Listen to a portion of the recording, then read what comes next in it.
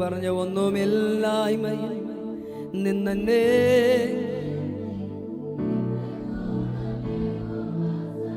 ഞാൻ ഇന്നലെ രാത്രി പറഞ്ഞതുപോലെ ഈ വാക്കുകൾ ചിലർക്ക് പാട്ടാണ്, പക്ഷെ ഇതിനകത്തിരിക്കുന്ന ആൾമോസ്റ്റ് ആൾക്കാർക്ക് ഇത് പാട്ടല്ല, ഇത് സാക്ഷ്യമാണ്.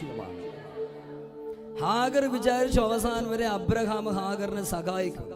എന്നാൽ വഴിയിൽ വെച്ച് അബ്രഹാം ഹാഗറിനെ തള്ളിക്കളഞ്ഞു.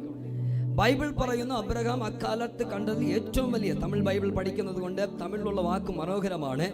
അബ്രഹാം സീമാനായിരുന്നാൽ മലയാളത്തിൽ വലിയ ഒരു പണക്കാരനായിരുന്നു.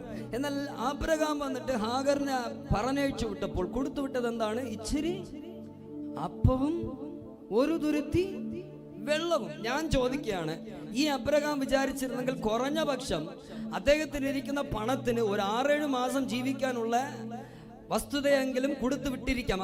ഹാഗറിന് കൊടുത്തു വിട്ടിരിക്കാനുള്ള സമ്പത്ത് എന്തുണ്ട്? ആരുടെ കയ്യിലുണ്ട്? അബ്രഹാമിന്റെ കയ്യിൽ ഉണ്ട്.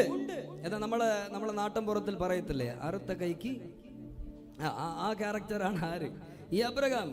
ഒന്നും കൊടുത്തു വിട്ടില്ല. അതുകൊണ്ട് കർത്താവ് തീരുമാനിച്ചു, ഈ മനുഷ്യൻ ഹാഗറിനെ മറക്കാതിരുന്നാൽ അവസാനം വരയ്ക്ക് ഹാഗറിന് ഇച്ചിരിയേ കിട്ടത്തുള്ളൂ.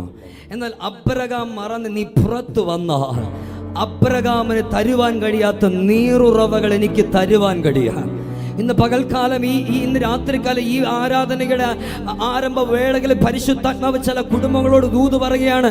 ചിലരൊക്കെ മറന്നത് തിന്മയ്ക്ക് വേണ്ടിയല്ല, കർത്താവ് നിങ്ങൾക്ക് വേണ്ടി ഒരുക്കിയ നന്മകളെ അനുഭവിപ്പാൻ വേണ്ടിയാണ് ചിലർ മറന്നത്.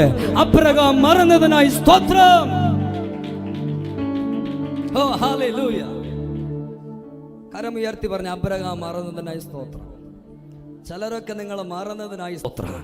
ചിലരൊക്കെ നിങ്ങളെ കാണാതെ പോയതിനായി സ്തോത്രം.